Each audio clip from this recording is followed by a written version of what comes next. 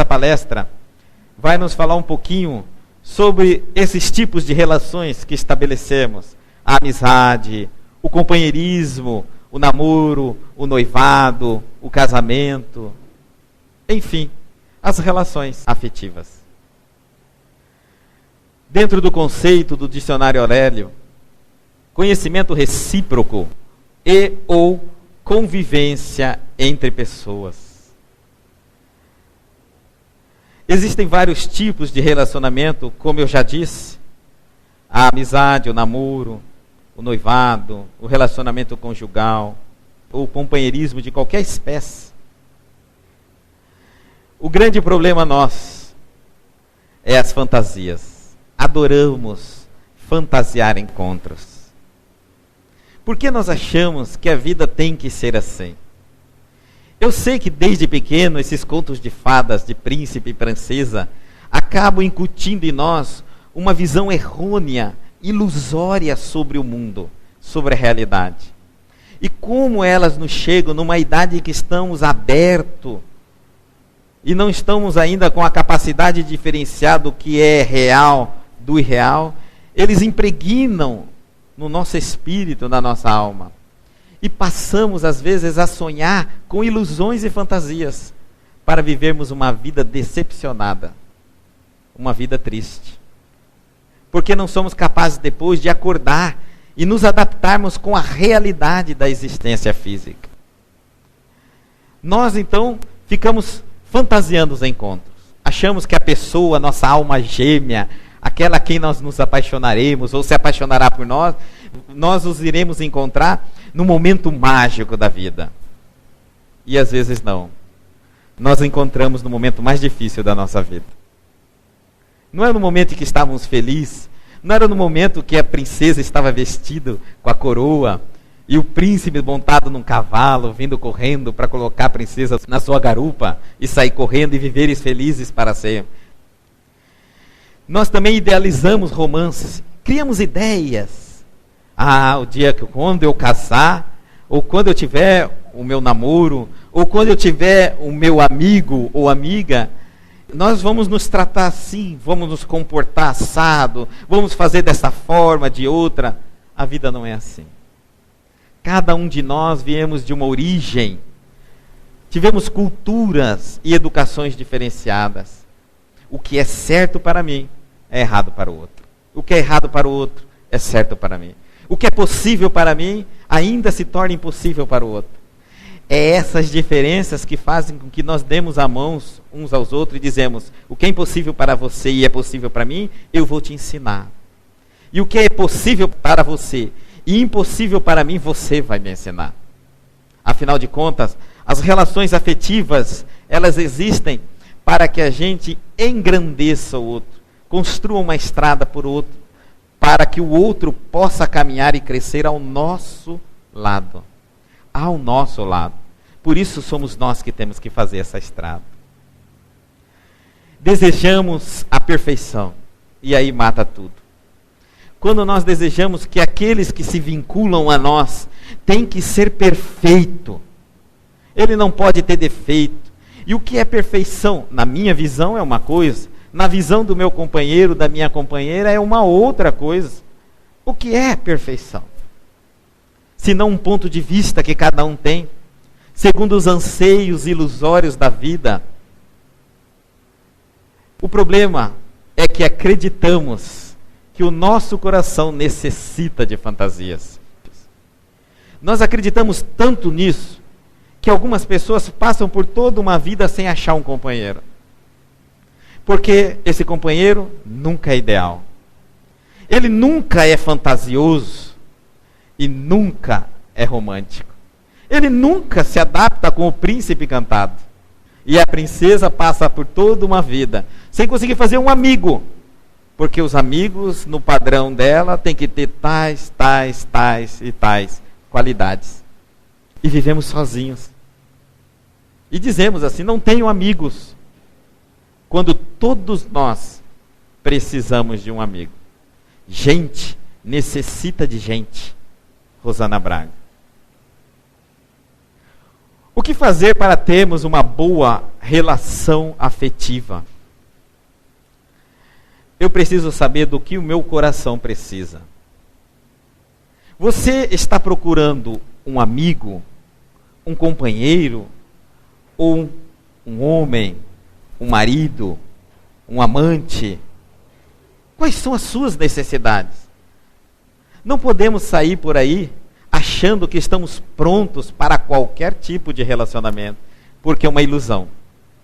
Para cada relacionamento que eu pretendo conquistar, eu tenho que me dedicar, me preparando para enxergar as pessoas que são compatíveis com as minhas necessidades.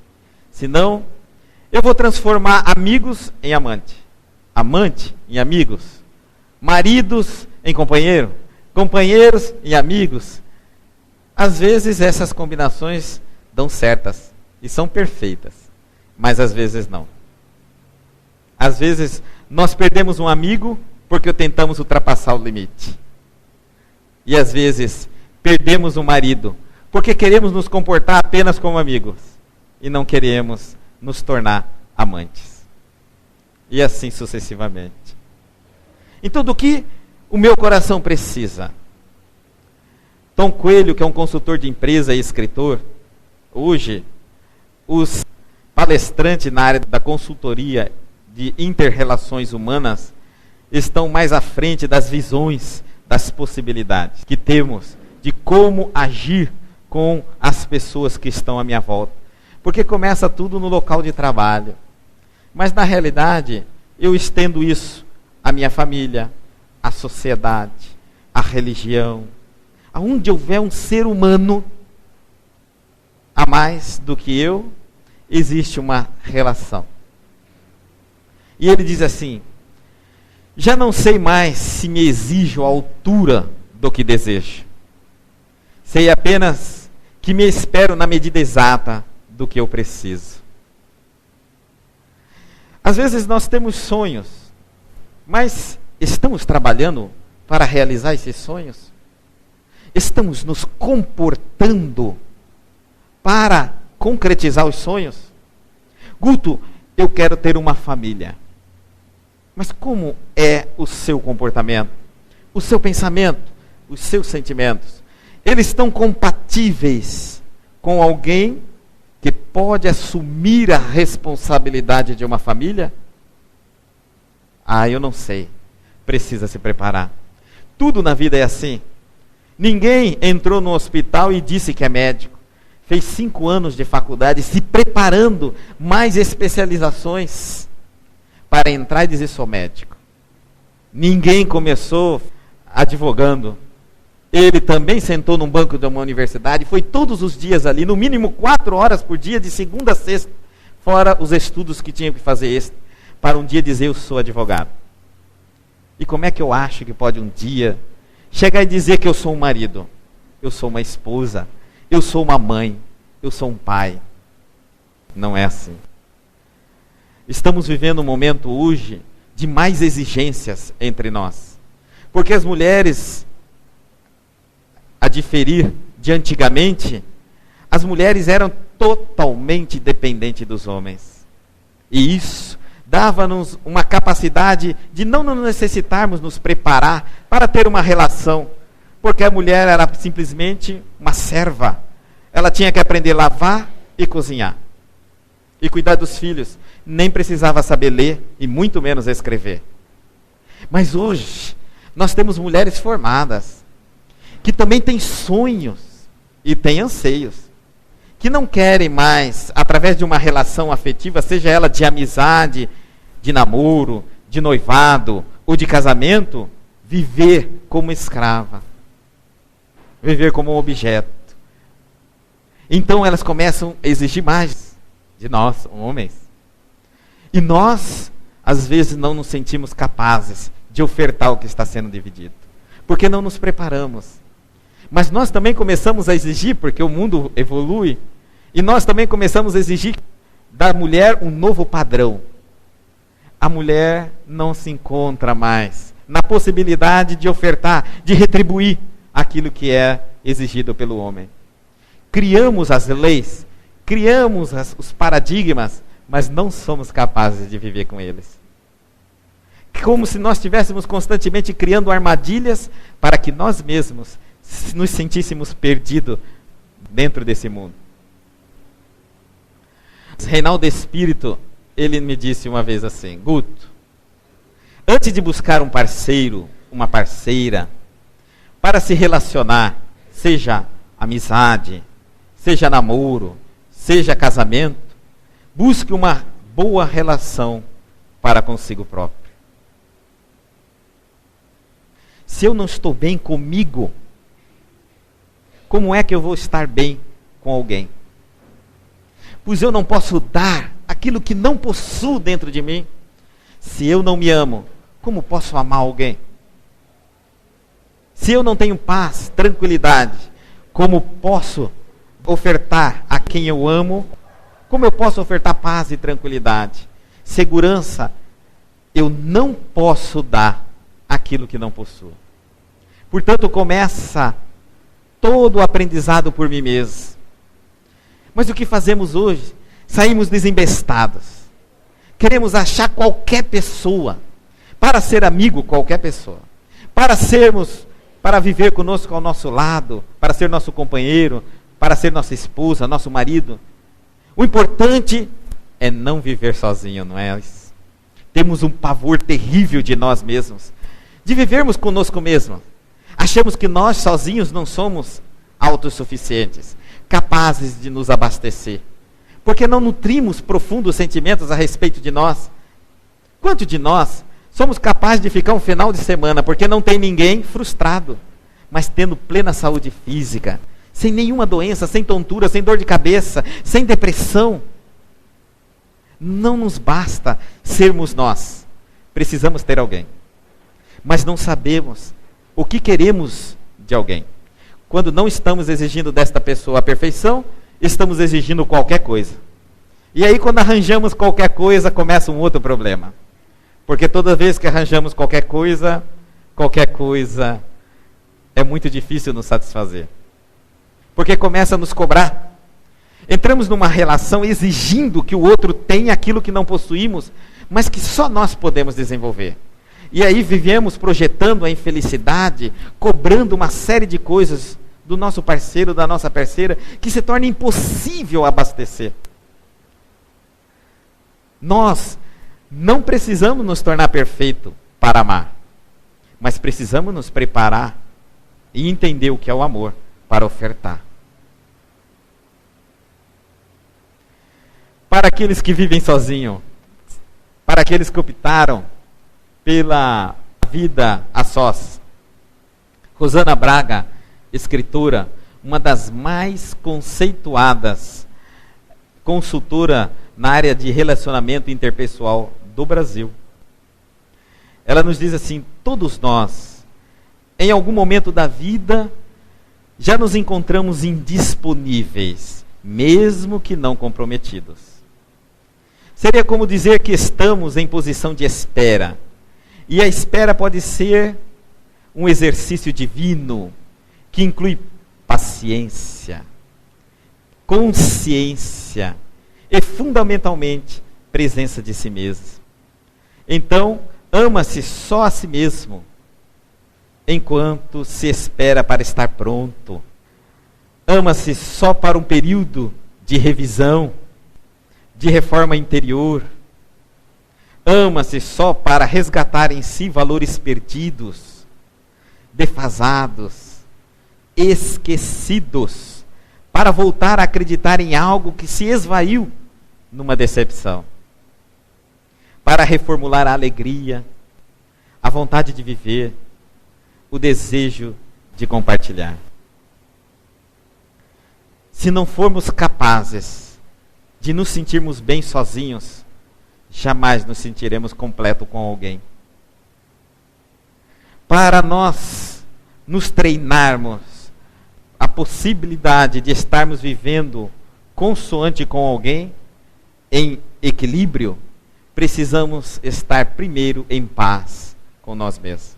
Quando a nossa solidão, quando aquele momento em que você está indisponível, Começa a ser um momento brilhante, fantástico, incrível, de reforma íntima, de reformulação de conceito, de introspecção.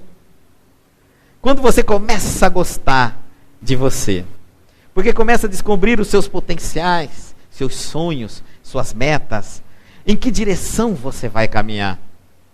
Nesse momento, você está preparado para colocar alguém na sua vida. Porque as pessoas não são remédios, onde saímos de uma relação aflita, conflitada, decepcionante, e já queremos achar alguém para enxugar as nossas lágrimas. Porque quando fazemos isso, atraímos ao nosso lado alguém que está na mesma sintonia que nós. Se eu estou desesperado, frustrado, angustiado, vou atrair outro frustrado, angustiado e decepcionado. E logo, logo, quando passar aquela frustração, aquela decepção e aquela angústia dentro de mim, vou perceber o que é que eu atraí do meu lado. E que às vezes alguém mais doente do que eu. E aí seremos dois doentes numa mesma cama. E ainda continuaremos gritando para todo mundo, o amor não existe. O amor existe. É que você busca fora de você o que sempre esteve dentro de si próprio. A melhor mulher que um homem pode encontrar está dentro dele. O melhor homem que uma mulher pode encontrar está dentro dela. Nós não amamos para exigir, para buscar o que nos falta. Nós amamos para ofertar o que temos de mais. E não podemos carregar sozinho por uma questão de egoísmo, de egocentrismo, de vaidade. Quando eu me sentir repleto de amor, eu estou pronto para encontrar alguém. Porque aí eu estou pronto para me doar a alguém. Quando eu me dou, quando eu amo, eu me sinto bem. Quem é amado, se sente mimado. Mas quem ama, se sente realizado. Porque rico é aquele que possui para ofertar.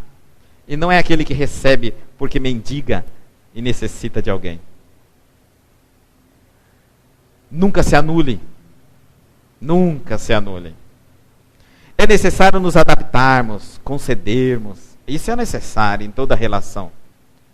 É natural que, como viemos de educações, origens, culturas, famílias diferentes, viemos tendo uma visão do mundo diferente do nosso companheiro, da nossa companheira, do nosso amigo, da nossa amiga, do nosso marido, do nosso futuro marido, da nossa futura esposa.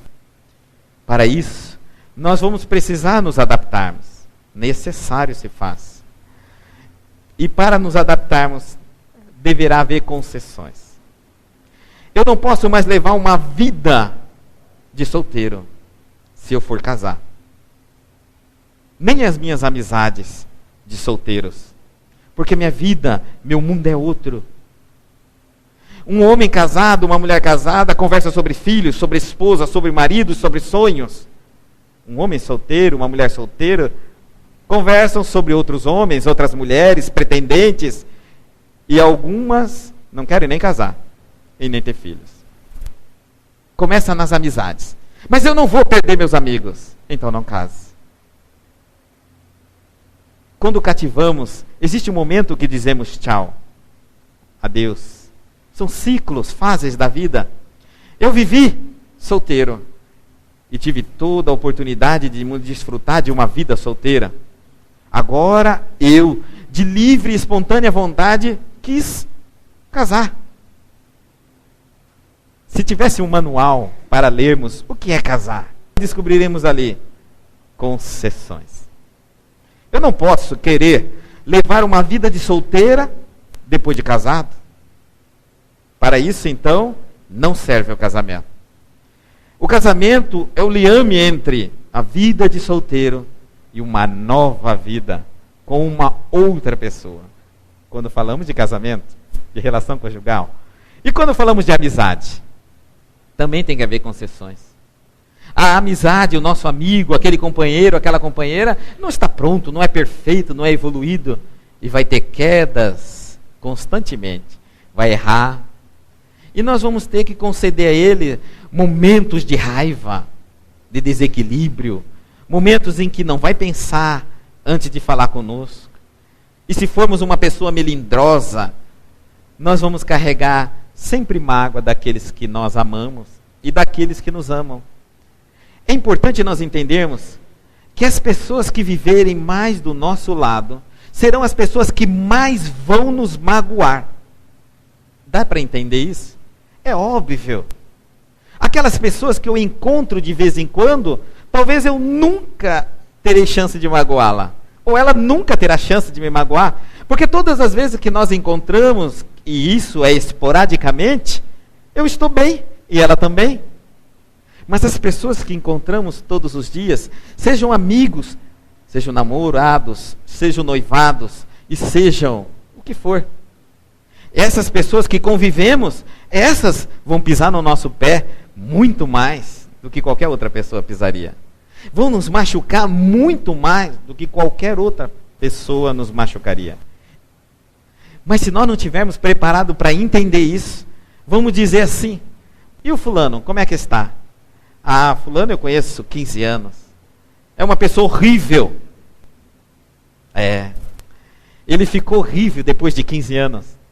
Porque depois de 15 anos, ele desequilibrou algumas vezes, te humilhou, te xingou, falou tantas coisas que não devia, se comportou de maneira indevida. E aí nós o taxamos de uma pessoa horrível, um amigo que não nos serve, um marido não ideal, uma esposa que não é o ideal, um namorado que não nos serve também. Mas esquecemos de contar quantos anos levou isso. Quantos anos levou para que esse marido não fosse mais ideal, a esposa não fosse mais ideal, e a sua amiga, e o seu amigo. E se você recordar no começo, era perfeito. Não tinha nem defeito, não tinha erros. Foi o tempo que foi mostrando, tirando as máscaras e fazendo com que a gente enxergasse aquilo que não queríamos enxergar. O tempo é algo fascinante.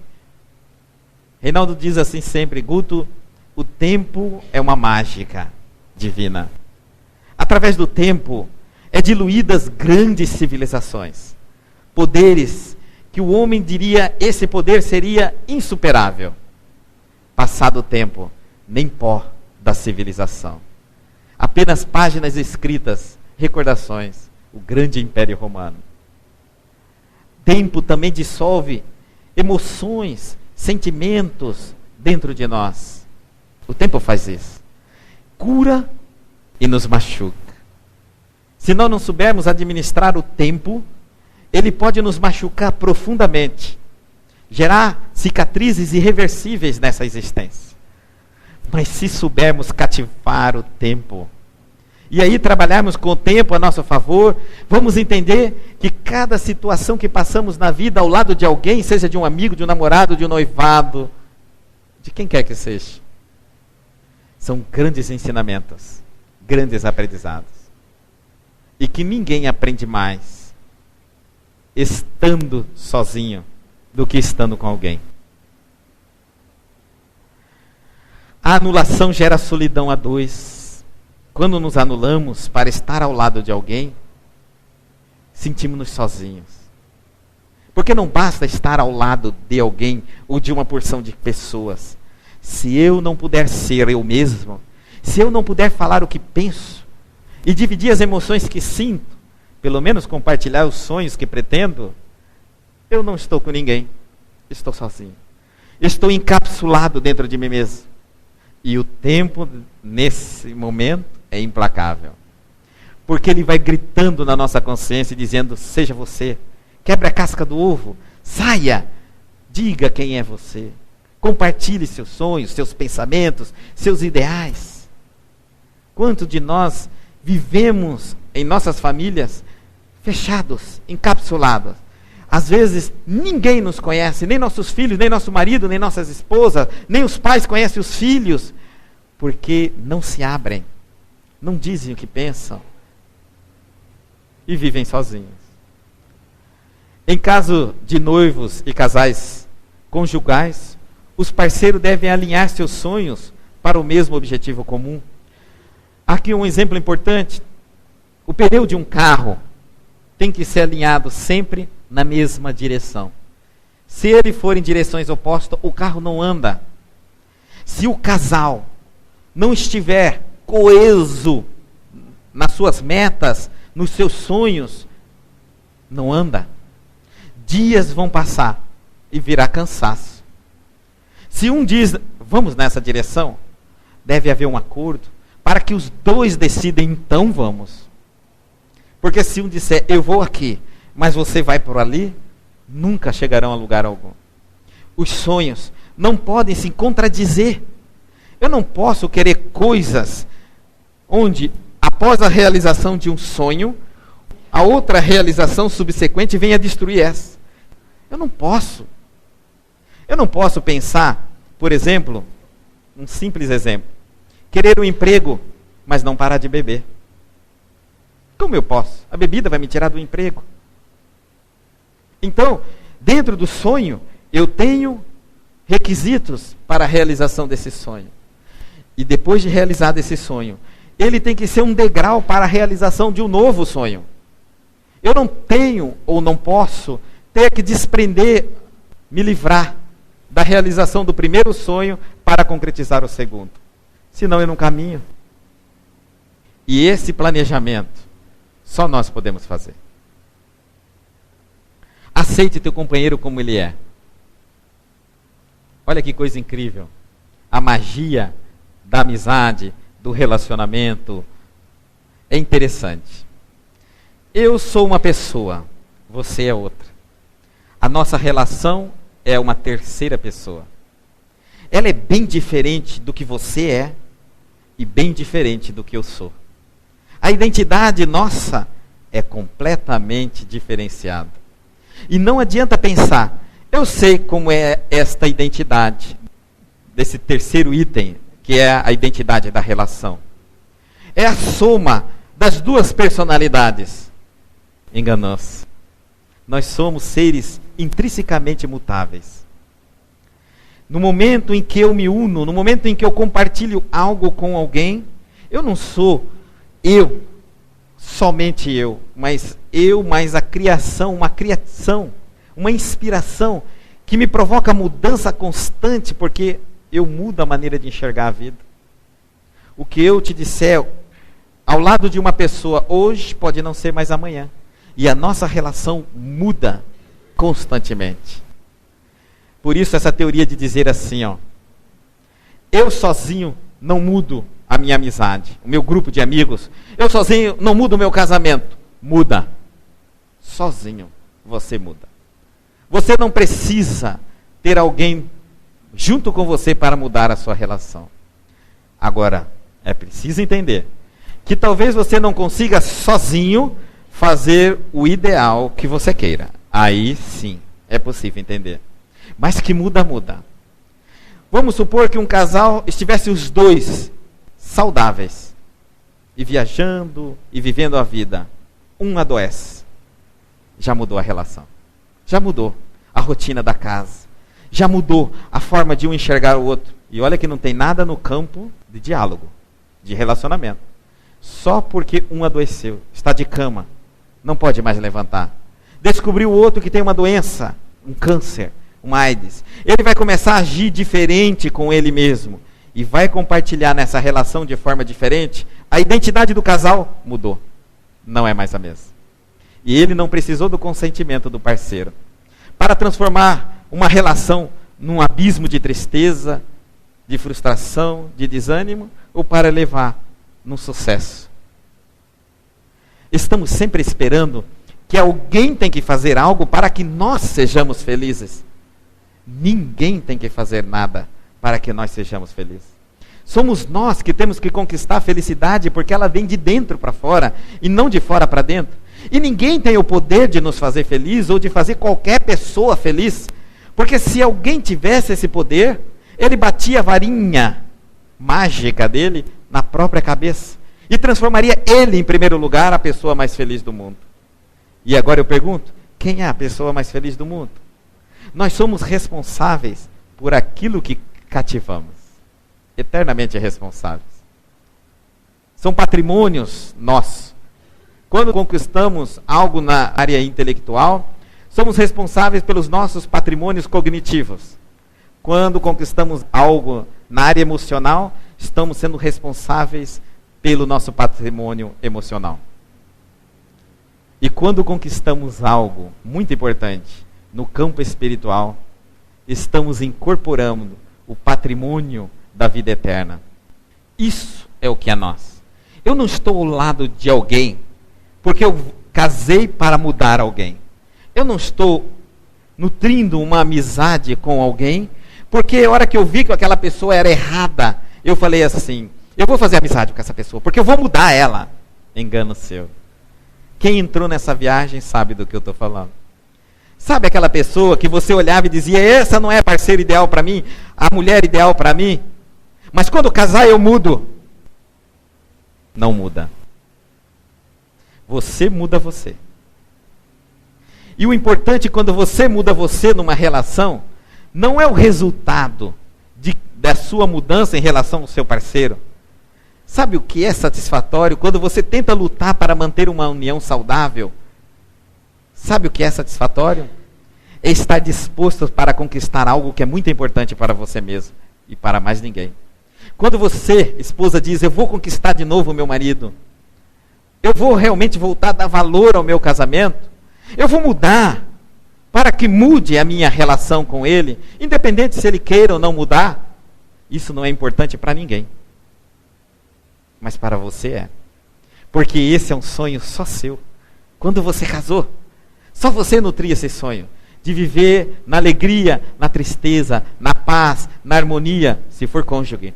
E viver uma relação de amizade sincera, honesta, de companheirismo com a pessoa a quem você firmou a amizade. Esse é um sonho só seu.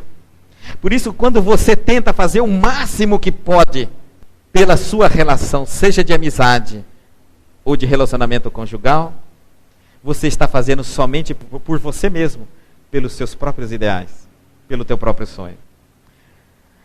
Não precipite ou adie as fases da sua relação. Tudo tem seu tempo. Nós temos um tempo de amizade. E esse tempo, 1 ano e meio, 2 anos no máximo. Passado esse tempo, quer eu queira ou não, a relação minha com a pessoa a qual eu pretendo estabelecer um laço maior, que seria o laço do namoro, já está acontecendo. Psicologicamente, já fomos amadurecendo as ideias, as relações, as conversas, os gostos, e já estamos namorando, por mais que não nos entregamos numa relação de amor. Estamos. E passado algum tempo de namoro, no máximo 1 ano e meio, 2 anos, já estamos noivos. Mas eu não firmei, não coloquei uma aliança no dedo. Você não fez isso, porque não quis assumir. Mas a lei natural não precisa da sua autorização. Ela por si só realiza. E ela evolui. Porque você mudou. Porque você cresceu. Você desenvolveu. E começa a exigir do seu parceiro e da sua parceira como noivo. Por mais que não seja noivo. Passado mais 2 anos, vocês já casaram. Mas eu não casei, eu moro na minha casa. Já casaram. Já vivem junto. Já fazem tudo que precisam. Já exigem como casais. Aí vai haver as brigas. O grande problema é que a amizade é uma ponte que passa a pé só, nem bicicleta passa. Já o namoro passa a bicicleta. O noivado passa um carro. E o casamento passa um caminhão. Eu vou ter problemas no meu namoro de casais, porque não quis assumir o casamento, um exigindo do outro.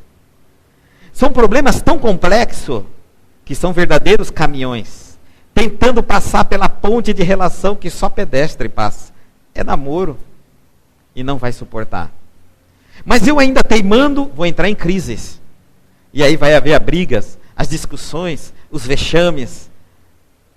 Até que a hora surge um momento que não tem mais jeito. A gravidez.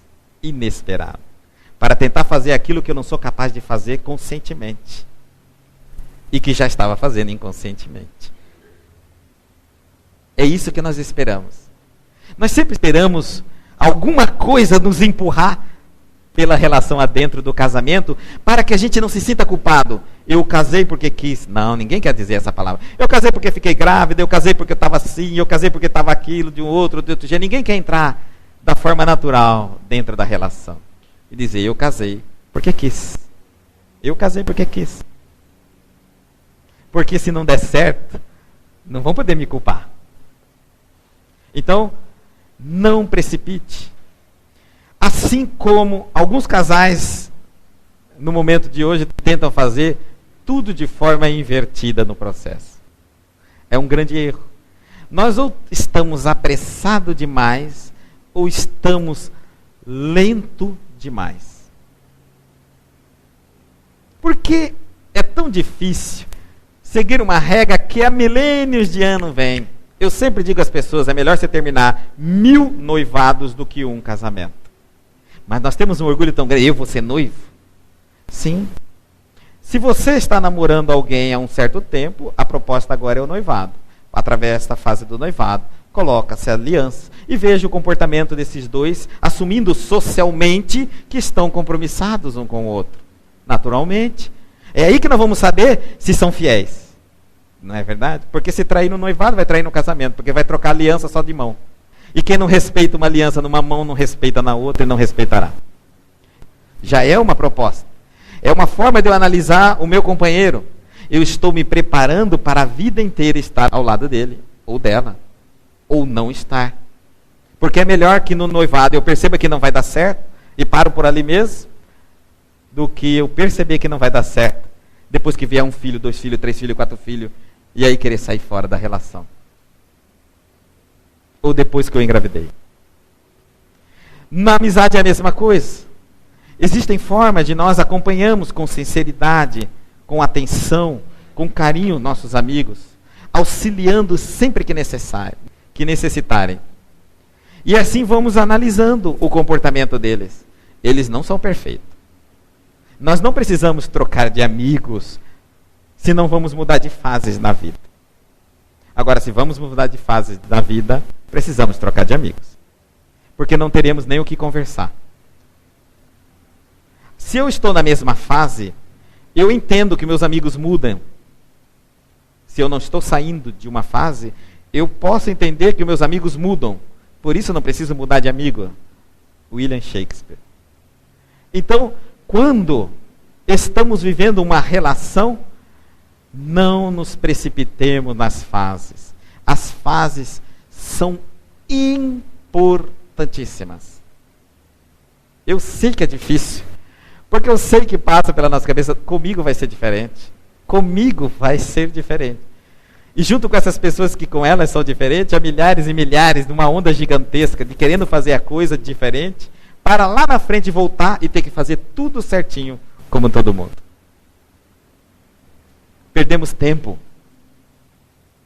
Quantas brigas de namoros, quantos namoros estão terminando porque ultrapassaram a fase limite de relação de namoro e já eram para estar casados. E já era para casar, mas eu não quero casar. Então para que namora? A gente está namorando alguém porque tem uma intenção de conhecer aquela pessoa, de amadurecer, de viver junto com aquela pessoa. Mas já que você já tem certeza de que aquele não é teu parceiro, não é tua parceira, o que está fazendo com ele? Ou com ela? Enrolando? É difícil assumirmos uma posição. Mas eu tenho pavor de viver sozinho. Esse é o grande problema nosso. Por isso, não estamos com alguém. Não estamos com ninguém. Não estamos nem conosco mesmo. Dialogue sempre. Para você ter uma boa relação afetiva, dialogue sempre. Sempre, sempre, sempre. Quando o diálogo desaparece ou enfraquece, surge a expressão eu acho. Ah, essa expressão é fantástica. Você o ama? Eu acho que eu o amo. Quando o diálogo desaparece do casal, tudo que ele fala a respeito de si, em relação ao seu companheiro ou companheira, amigo ou amiga, é eu acho na frente. Eu acho, é só da forma da pessoa dizer o tal do eu acho, eu falo, ih, já não está bom a coisa. Porque quando a gente está em sintonia, convivendo com amor, a gente tem certeza, até do que o outro pensa. Mas quando começou eu acho, já faz tempo que não se conversa. É, porque eu acho porque faz tempo realmente. A última vez que eu conversei com ele ou com ela, ele pensava assim, agora já não sei mais. E como pode haver uma relação sem diálogo? Diálogo é importantíssimo. Aquela frase no filme, viveram felizes para sempre, eles esqueceram de completar. Só se mantivessem o diálogo. Ponto. Porque nós achamos que isso vai acontecer. Eu casei, fiz a minha amizade, tornei-me sincero, ele é uma pessoa sincera comigo, mas eu acho que eu não tenho mais que cativá-lo. Eu não tenho mais que conversar com ele. Eu não tenho mais que chegar e cumprimentá-lo. A gente começa a se distanciando nas pequenas coisas. Vai negligenciando os pequenos atos. Bom dia, boa tarde, boa noite, um abraço, um aperto de mão, um beijo, uma despedida, uma chegada. Vai se distanciando. Nós acreditamos que realmente basta alguém estar no mesmo local que nós, está estabelecendo uma relação. Nós estamos apenas dividindo um espaço, mas não estamos com alguém. Tanto que, se for marido e mulher e isso estiver acontecendo, se for namorado, se for noivo, logo, logo aparecerá a terceira pessoa. Aquela que vai fazer o papel que nós não fazemos quando estamos ao lado dos nossos cônjuges, noivos e namorados. Conversar. Se nós não fazemos isso, alguém vai conversar. E pretendente não falta. Por isso vivemos hoje um momento mais incrível de quando se trata de adultério. Ou relações extraconjugais. Ou, entre aspas, traições, o dito popular. Porque nós queremos ter alguém do nosso lado, mas continuando a sonhar com outros. Ora, se esse é o que você escolheu, por que busca outros? Por que ele não conversa comigo? E por que você não conversa com ele? Porque ele não aceita conversar comigo. Então está na hora de resolver um problema. Porque à medida que você colocar uma outra pessoa na sua relação, vão ser 3 doentes. E aí o outro quer fazer a mesma coisa, vai colocar outra, são 4 doentes. E o problema vai se complicando.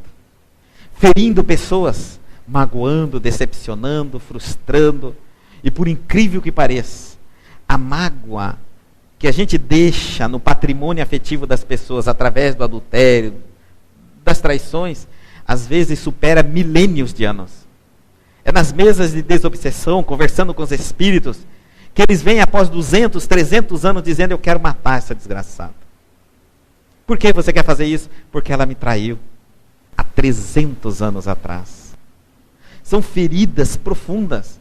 Porque ninguém se desentende com o cachorro, com a mesa, com a casa, com a porta, com o carro. Onde que estão os nossos desentendimentos? Com outros seres humanos que compartilham conosco afetividade, sentimentos. E quando negligenciamos nessa área, provocamos dores terríveis. Chegamos às vezes a levar alguém ao suicídio. Reinaldo Espírito diz assim: o sentimento do amor é sufocado pelo veneno da mentira, da hipocrisia e da omissão. Começamos a mentir. Eu começo a mentir para o meu amigo, diga que eu não estou, vem me procurar, diga que eu não estou, diga que eu estou ocupado. Começa assim, quebrando aquela disposição de atendê-lo, de auxiliá-lo. No casal, começa a mentira. Está procurando outras pessoas para conversar antes de procurar o próprio cônjuge. Começa a omissão, a hipocrisia. E isso vai destruindo literalmente o amor que você tem pela pessoa. Quando a pessoa ainda não percebe, ela ainda se mantém iludida por você. Mas você que iniciou o processo, já se desiludiu com ela. Por isso está mentindo. Por que mentimos? Porque queremos adotar um padrão que não temos ele na autenticidade, mas percebemos que esse padrão é bem aceito socialmente. Aí forjamos uma identidade. Na tentativa de agradar e de nos esconder. Porque não temos confiança em nós mesmos daquilo que somos. Não temos confiança de que somos capazes de conquistar amigos, companheiros, sendo como somos, falando como falamos. E aí mentimos. E quando construímos uma identidade falsa e amigos em torno de nós, nos sentimos ansiosos. Porque a qualquer momento a máscara pode cair. E se ela cair uma vez, eu não consigo resgatar novamente as minhas amizades. Reinaldo Espírito também nos diz assim: o diálogo deve ser verdadeiro, pois a verdade é o maior segredo. o mais precioso tesouro e a mais nobre ferramenta humana nas relações afetivas. Dialogar, conversar, falar. Deus nos deu inteligência e nos deu as cordas vocais. Através dos sons que emitimos, rimado dentro de um processo sistemático, intelectual, verbalizamos, vestimos emoções, sentimentos, pensamentos. Mas temos que ser reais, sinceros conosco, para poder sermos sinceros com os outros. Temos que chegar ao lado do nosso companheiro, da nossa companheira, do nosso amigo, da nossa amiga, e dizer o que sentimos e não o que pensamos que sentimos. Abrir-se, ser sincero é dizer, aqui dentro está me doendo. Eu estou conversando com você e estou sentindo amor. Ou estou sentindo tristeza. E não pensar como eu vou dizer isso. De forma que eu não vou me humilhar. De forma que eu não vou me abrir. Eu não vou me deixar me conhecer. Algumas pessoas são especialistas em se esconder. E se escondem tanto dos outros que até mesmo de si mesmo. E aí não se encontram quando precisam. E dizem assim, eu quero um processo e chego até no momento que eu aí então já não sei mais se eu quero mais. Já não sei mais se continuo. Especialistas em se esconder. E na hora que precisa se achar, não se encontra. Precisa se abrir mais. Nós precisamos ser mais autênticos. E o importante na sinceridade é falar o que estamos sentindo. E não tentarmos criar ideias. Para tentar vestir as emoções puras e nobres que temos. De forma mais natural possível. Eu te amo. Eu quero mudar. Você me auxilia? Tá certo, eu errei. Olha que importante. Eu errei. Nossa, como é bonito numa relação alguém chegar e dizer, eu errei, eu falhei. Eu sinto que eu falhei. O outro pode dizer, não, você não falou. Não, deixa eu falar o que eu sinto. Eu errei. Eu sinto que eu errei com você. Mas eu quero mudar. Não é preciso tantas palavras. Não é preciso excitarmos o nosso ego. É falar com a alma, com o espírito. Porque todas as vezes que falamos de alma para alma, somos sinceros. Mas quando falamos em ego, queremos nos esconder. Não, eu não preciso de ninguém. Eu sou assim. Pronto, acabou. Você me conheceu assim e assim eu sou. Se não está satisfeito, procure outro. Eu não preciso viver com ninguém. Quantos de nós dizemos assim? Eu sou perfeitamente bem, estou ótimo, equilibrado sozinho. Mentira. Para estar sozinho tem que se amar. Faça do seu relacionamento um relacionamento de autorresponsabilidade. Vixe, isso é difícil. Autorresponsabilidade. Significa não é responsabilidade do outro para que dê certo. É minha responsabilidade para dar certo. E aqui então vai. Como eu posso fazer isso? Basicamente você tem que ter admiração pelo seu companheiro, pela sua companheira. Seja amigo ou noivo, namorado. Admire a sua relação.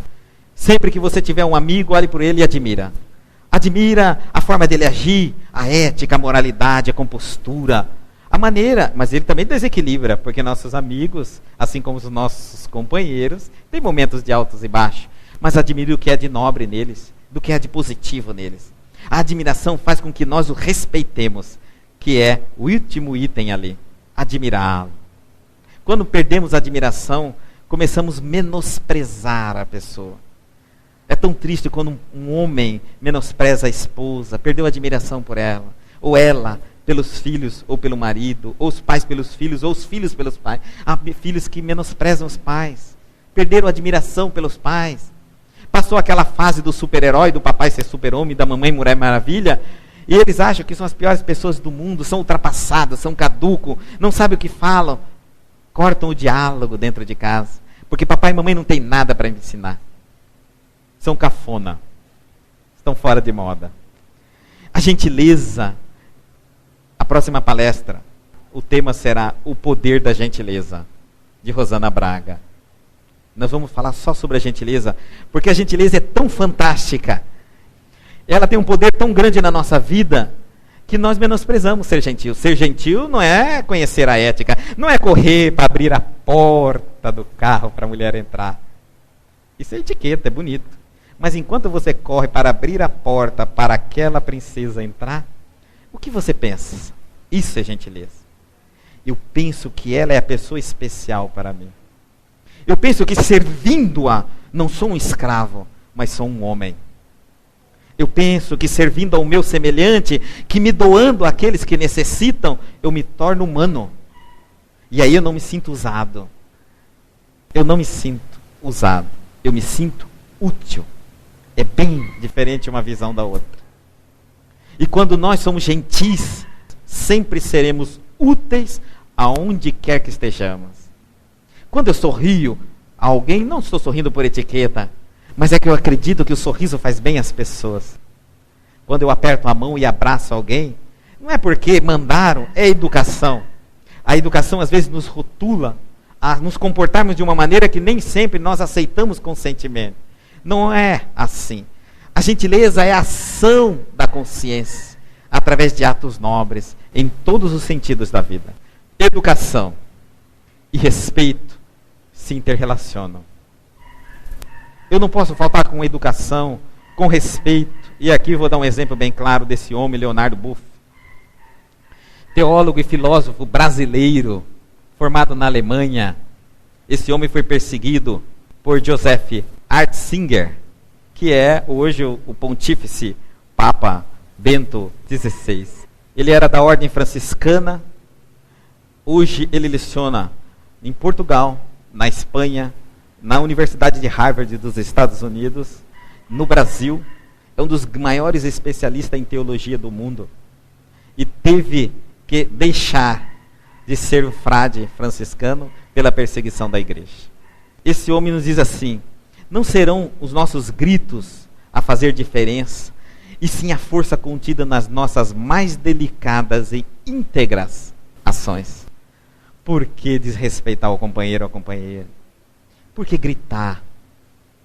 Por que humilhar? Por que ferir fisicamente um ao outro? Não é dessa forma que nós vamos superar uma crise. Se algo está ultrapassando o limite, busquemos ajuda de fora.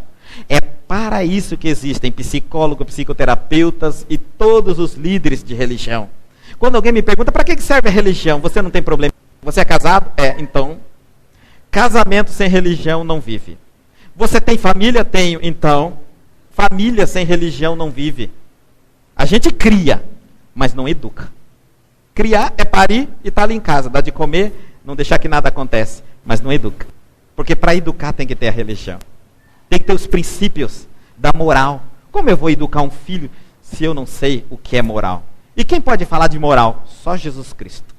Porque nenhum de nós temos para ofertá-la. Então, a religião está aí. O momento em que está havendo dificuldade, você com seu amigo, busque ajuda. Antes de romper os laços com um amigo, não rompa, calma. Eu digo que um amigo é o dinheiro que nós temos. Se você quer saber a riqueza de um homem, pergunte a ele quantos amigos ele tem. Assim, e eu que não tenho amigo, é pobre. Você está pobre, porque quer. Porque a amizade é uma coisa que se conquista gratuitamente. Mas você tem que querer. Para isso tem que descer do pedestal e ser uma pessoa cativante. Não é fácil ter amigos. Você pode conseguir vários, mas mantê-los é muito mais difícil ainda. Porque exige dedicação de você. Exige uma disciplina intensa da sua parte. De respeitar as pessoas, de entendê-las, de persistir nos seus ideais, não infringindo o ideal do outro, não desrespeitando a forma do outro enxergar. Quanto é bonito uma pessoa que tem vários amigos. E quanto mais amigos e mais diferentes eles forem, nos promove uma identidade de riqueza. Porque ter um monte de amigo que é igual, que pensa igual, que fala igual, parece exército, grito de guerra. Você grita, opa, todo mundo grita, opa. Esquerda, direita. Os amigos são diferentes. E você vai obter os seguintes resultados: companheirismo, amizade, excitação intelectual. Olha que incrível! Quando eu estou amando, no sentido de pode ser de amizade, quando eu estou com uma amizade sincera, íntegra, quando eu estou com um companheiro que eu amo, é incrível, mas a minha intelectualidade começa a se despontar, abrir. Eu começo a ter inspirações que nunca tive. Eu começo a chegar, olhar para uma montanha e começar a fazer poesia, que nunca percebi que montanha era possível fazer poesia. Eu começo a olhar quadros diferentes, filmes e me emocionar. Quando eu estou equilibrado, eu consigo sentir a mensagem que está por trás da vida que os olhos não vê e que o ouvido não ouve, eu sinto na alma, porque eu estou equilibrado. Quando o equilíbrio me chega, e o equilíbrio me chega através das relações saudáveis que eu estabeleço, ele desponta equipamentos sofisticados no nosso perispírito, capazes de captar mensagens implícitas do universo, mensagens divinas, de seres angelicais. Os grandes poetas, os grandes artistas, os grandes pintores, nos momentos de êxtase, de intenso amor. Como é isso, né? Quando eles estavam amando na intensidade, abriu-se as consciências.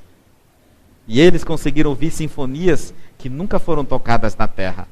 Pintaram imagens que até hoje nós ficamos vislumbrados ao observar aquilo. Aquilo foi um momento de amor. Por que nós não somos assim? Por que estamos frustrados com a vida? Por que vivemos cabisbaixo, andando, desiludido? Achamos que amizade só dá problema, só dá confusão, que casamento não existe, que namoro é perca de tempo, que o homem não presta, e os homens que a mulher não presta, e vivemos isolados, sozinhos. Não sabemos viver sem sociedade. Não sabemos. Excitação intelectual e satisfação. Meu Deus. Já pensou aquela ideia de você estar satisfeito consigo mesmo? Você não sabe com o quê?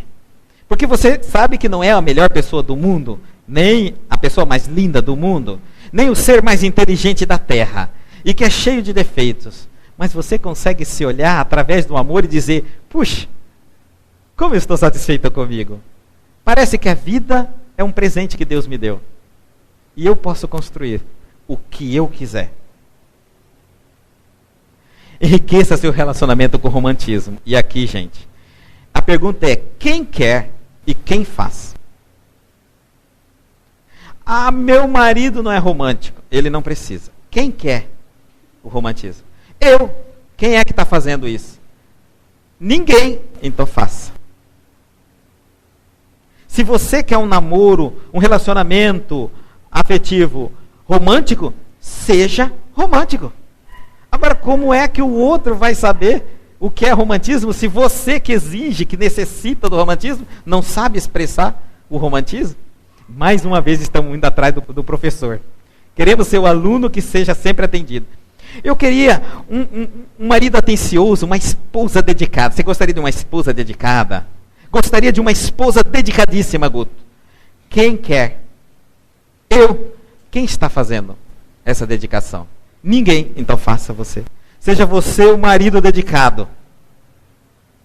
Por incrível que pareça, nós convencemos os outros através das ações. É fantástico. Tentem para ver. Paremos de falar, de verbalizar, de apontar, de criticar e passemos a fazer aquilo que queremos que os outros façam a nós. O mundo muda porque as pessoas observam como somos e passamos a fazer. Finalmente, eu não podia deixar de falar o principal item de um relacionamento: amor. Ame. Veja a palavra, ame. Eu não estou dizendo espere ser amado. Eu não estou dizendo busque o amor. Eu não estou dizendo para você a não ser ame. Torne-se, crie em você o amor. Ame. Quando amamos, nos sintonizamos com as forças nobres de Deus. A alma.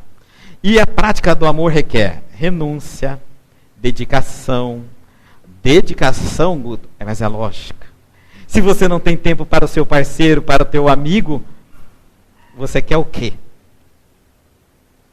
Se há algo que te ocupe mais a vida, é isso que você vai ter. Nós somos aquilo que buscamos, fazemos da vida aquilo que queremos.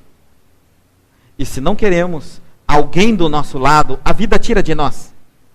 Eu contei a história de um médico, acho que na palestra passada.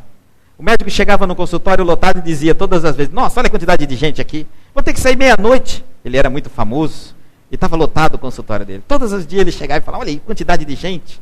Ainda vou ter que passar pela minha sala de espera e tenho que cumprimentar aquelas pessoas uma a uma. Com o tempo foi sumindo todos os clientes dele. Um dia ele chegou e perguntou para a secretária, e aí? Não tem ninguém, doutor, para ninguém? Não. Ele expulsou os clientes. Não se satisfazendo com os clientes. Ao invés dele abençoar cada cliente que tinha, obrigado, Senhor. Eu cheguei hoje, chegou um novo cliente, obrigado, Senhor. Outro cliente, obrigado, Senhor. Os clientes eram o problema da vida dele. Deus tirou o problema da vida dele. Às vezes o nosso marido é nosso problema, Deus tira o marido. Deus tira a esposa, Deus tira filho. De repente, quando a gente vê, perdemos família, perdemos esposa, marido, filho, família inteira. Mas o que aconteceu? Deus tirou. Por quê? Porque eu não dava valor. Aquilo me atrapalhava, eu queria algo na minha vida. E a gente faz eleições, inconscientemente. A gente faz umas eleições no nosso inconsciente, dizendo assim, entre isso e isso eu prefiro ficar com isso. E o outro vai se perdendo. Sem cativar. Paciência, tolerância, respeito. Mas nós não podemos confundir martírio. Quem ama não se martiriza. Quem vive com alguém não se martiriza. Não se martiriza. Martírio é uma ideia falsa criada por nós, de que eu tenho que suportar. Eu casei, né, eu comi a carne, eu tenho que roer o osso. Agora é assim, isso é meu karma. Ele não vale nada, mas eu vou ficar com ele, porque me falaram que se não ficar com ele nessa vida, eu vou ter que vir numa outra. E amigo, não, eu tenho que aceitar esse amigo. É assim mesmo, devo ter feito alguma coisa para ele no passado. Ilusão criada da nossa cabeça. E nós, quando vivemos com alguém numa relação afetiva de livre e espontânea vontade, nós não vivemos martirizado. Nós vivemos satisfeito, porque o amor é a força criativa, propulsora. Não é martirizante, decepcionante, angustiante e que nos adoece. Não é conivência também. Ah, porque eu amo, aí o fulano está fazendo errado, eu ajudo ele no erro dele. Não seja conivente. Se você ama alguém, você quer o melhor dessa pessoa. E aí, mães e filhos. Mães, se seu filho errou, ele tem que assumir a responsabilidade. Se ele não assumir a responsabilidade enquanto você estiver vivo, ele vai assumir depois, quando você morrer. E você vai ver que aqueles momentos que você interferiu entre ele e a lei de Deus para dizer a Deus, Deus, você manda do portão para fora de casa, do portão da dentro de casa sou eu que mando, é as minhas leis que prevalecem. Meu filho pode roubar, pode matar, pode fazer, mas o filho do outro tem que ir preso, tem que pegar, tem que matar. E assim a gente é. Desejamos sempre para o vizinho, para dentro de casa, pode tudo. Enquanto nós não entendermos que conivência não é amor, e vou dizendo mais, conivência gera mimo. E vou aprofundar um pouquinho mais. O mimo é o veneno que mata o amor. Todas as vezes que você mimar uma pessoa, você está matando o amor, o respeito e a admiração dela por você. Pode observar. É uma injeção mesmo. O líquido chama mimo. É como se você chamasse um filho seu e falasse, daqui em diante eu não quero mais que você me ama. E aplicasse a injeção nele. Pois vai ser assim. E logo, logo, ele vai ser o primeiro a te dar problema. E ele vai ser o primeiro a não te dar o valor. E você vai entender o que é o mimo. Não é amor. Mas aonde a diferença entre amor e o mimo? A tênue diferença existe. Amor é quando você auxilia a pessoa a crescer, estando ao lado dela, sem interferir na lei de Deus. Na lei do retorno e das consequências. Mimo é quando você não quer que ela sofra para não te dar problema. Que ela não passa problema nenhum para que não venha chorar para você. E que você não quer ser perturbado com o problema dos outros. Aí você mima. Tenta resolver o problema do seu jeito. Como se o problema fosse seu. E não como o problema é do outro. Também tem que ser dado uma palestra para isso. Em Mateus, no capítulo 22 e 40, Jesus deu a maior das regras para nós. Ele diz, amarás o teu próximo como a ti mesmo. E finalmente, gente, do trecho do livro do Pequeno Príncipe, ele diz assim, eu conheço um planeta para as pessoas que não têm coragem. Eu conheço um planeta onde há um homem vermelho, quase roxo, nunca cheirou uma flor, nunca olhou uma estrela, nunca amou ninguém, nunca fez outra coisa senão somas.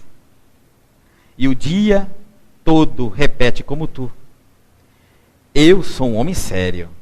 Eu sou uma mulher séria. Eu sou um jovem sério. Eu sou uma jovem séria. Não é isso? E isso faz inchar-se de orgulho. Mas ele não é um homem, não é uma mulher, não é um jovem. É um cogumelo. Se eu não ter coragem de viver a vida, eu não sou um homem. A vida, ela é para ser vivida. E para ser vivida, eu tenho que ter a ousadia de buscar os meus sonhos. Ao invés de sentar numa cadeira confortável e ficar gritando que Deus me castigou. Por isso eu sou frustrado. E o diabo constantemente me tenta. Por isso eu não consigo alguma coisa na minha vida. Quantos de nós não estamos fazendo o que deveríamos fazer para conquistar os nossos sonhos? Alguns porque nem sabem o que precisa ser feito. Porque às vezes sonhamos além da nossa capacidade. E aí não sabemos realmente o que é necessário nos prepararmos. Há outros que já sabem o que tem que fazer. O que é que eu tenho que fazer? Essa é a pergunta. Eu sei que todos vocês têm um sonho. Então feche os olhos. Pensem. O que é que eu estou fazendo atualmente para realizar o meu sonho? O que é que eu devo fazer para conquistá-lo? Faça. Depois que estreitamos os laços com alguém, achamos que cativar não se tem mais necessidade. As pessoas têm obrigação de estar aos nossos lados. Ela tem obrigação de estar ali nos esperando. E a gente só percebe que isso é uma grande ilusão que nós carregamos. Quando essas pessoas que nós esperávamos encontrá-la em um determinado local, elas não estão mais ali. Elas podem ter ido por espontaneidade, partido, apenas nos deixado, ou pode então ter partido para uma outra existência, desencarnado, morrido. E aí então, quando acontecem essas despedidas, esses tchau, esses adeus, eles só são doloridos, porque aí nos vem na consciência o tempo que perdemos ao lado desta pessoa, e nunca lhe dizemos, eu te amo, obrigado, eu gosto de você, eu te admiro. E por isso, as despedidas são tão tristes, e serão ainda enquanto nós teimarmos para dizer tudo no momento do tchau. E que às vezes é irremediável essa partida. Porque leva-se anos e anos para você cativar uma pessoa, mas se leva pouco tempo para perdê-la. E às vezes perdemos alguém de forma irremediável, como eu disse. E aí então passamos a dar o valor naquela pessoa que estava ao nosso lado. Quando estamos com alguém do nosso lado, damos valor ao mundo, a tantas pessoas, principalmente as novas que nós encontramos. E elas vêm cheias de ideia, cheias de intenções. E nós rapidamente esquecemos do caminho que trilhamos árduo com aquela que esteve do nosso lado, ou com aquele companheiro que esteve do nosso lado. Quantos cantores que enquanto não tinham fama, eram fiéis, cantoras também, personagens famosos, mas que depois que veio a fama, apareceram os interesses, as pessoas que vêm pelo interesse, trocaram seus companheiros, suas parceiras, seus amigos, que antes eram amigos sem fama, para estar ao lado dos amigos da fama. E a gente só entende que existe essa diferença quando perdemos a fama ou perdemos aqueles que nos estavam acompanhando antes da fama, antes das coisas começarem a dar certo na nossa vida. Porque quando nós perdemos os amigos do antes, os amigos do caminho, os companheiras ou as companheiras do nosso trajeto, perdemos as raízes de quem somos. Nós não somos os depois, nós somos o antes. E aqueles que nos amavam antes, sempre continuarão a nos amar. Mas aqueles que nos amaram depois de nós conseguirmos conquistar alguns sonhos na vida, nem sempre nos amarão quando não tivermos mais detendo os interesses deles. Então feche os olhos. Altíssimo Pai eterno, eterno em poder, eterno em justiça e eterno em bondade, memorável Mestre, amigo e irmão de todos os instantes de nossas vidas, Jesus. Já é chegado o momento, Senhor, que a ciência nos brinda com as suas descobertas. É nos dado todos os dias rumos, receitas, caminhos, para que nós nos transformemos, se não de uma forma teologal, mas pelo menos de uma forma racional. Porque a moral e a ética devem se aliar para a construção do homem equilibrado, do homem moderno, do homem a se idealizar-se. Por isso, nesse instante de humildade que aqui nos encontramos, pedimos, Senhor, abençoa nossos sonhos. E no momento que aqui estamos fechados nossos olhos, que os nossos benfeitores tocam-nos a destra em nossa testa, sintamos o que Ele nos diz: em que posso vos ajudar? Diga-me o que queres, mas seja sincero no seu pedido, e eu, em nome de Deus, lhe concederei. Mas você terá que fazer a sua parte, porque na lei do universo, ninguém faz pelo outro aquilo que lhe compete. Senhor, ensina-nos a nos amar, para que através do nosso amor te encontremos dentro de nós. Ensina-nos a te servir, para que possamos servir com o instrumento de amor advindo do nosso interior. Abraça-nos constantemente com a paz, aliviando-nos as tensões do dia a dia, para que nós possamos, lúcidos, perfeitamente lógicos, estarmos na proposta de hoje melhor que ontem, e nos tornarmos com certeza absoluta de um amanhã bem melhor do que somos hoje. Temos como muleta todas as ciências da área psicológica. Podemos nos apoiar, de um lado, na ciência, e do outro lado, na religião. Na doutrina maravilhosa que é a doutrina dos Espíritos, que nos traz constantemente as revelações do mundo que transcenderão-nos. Ó Pai, obrigado por estarmos aqui, unidos, num único pensamento, onde acredito que todos nós estejamos pensando: ensina-nos a crescer e a reconhecer-te dentro de nós, para que sejamos realmente o espelho da vossa santa imagem. Que assim seja.